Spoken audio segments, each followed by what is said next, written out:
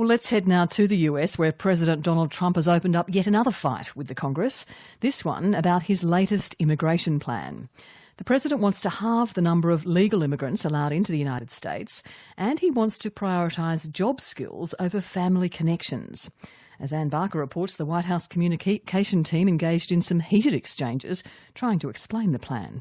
It's called the RAISE Act, R-A-I-S-E, but racist is the word some are using for a bill that's partly based on Australia's skilled migration plan. RAISE stands for Reforming American Immigration for Strong Employment, and President Donald Trump says the aim is to reduce the number of unskilled migrants and the number of family members a migrant worker can bring to the US. The RAISE Act ends chain migration and replaces our low-skilled system with a new points-based system for receiving a green card. The bill, if passed, would cut legal immigration by 50% over 10 years.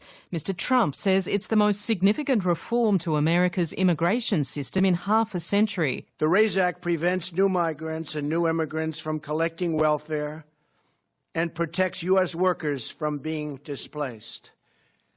And that's a very big thing. They're not going to come in and just immediately go and collect welfare. That doesn't happen under the RAISE Act. They can't do that. Crucially, the new bill would favour migrants who speak English, can support themselves financially and have skills that would contribute to the economy.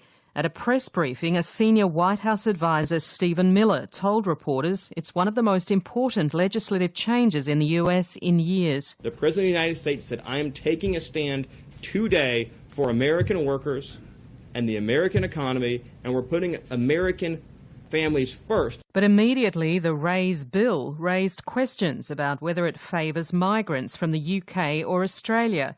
Jim Acosta is a correspondent at CNN. What you're proposing here, what the President is proposing here, does not sound like it's in keeping with American tradition when it comes to immigration.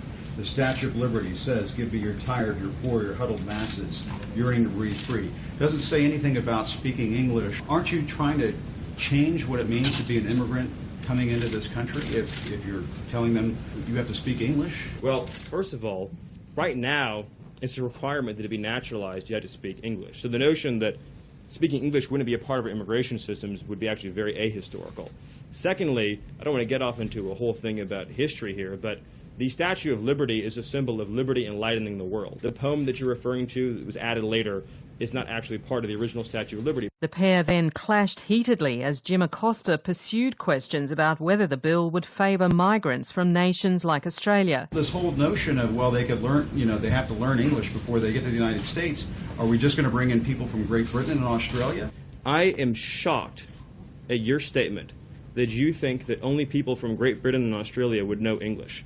It reveals your cosmopolitan bias to a shocking degree that in your mind, no, this is an amazing moment. Sounds like you're trying to engineer the racial and ethnic flow of people into this country. Jim, that is one of the most outrageous, insulting, ignorant, and foolish things you've ever said, and for you that's still a really...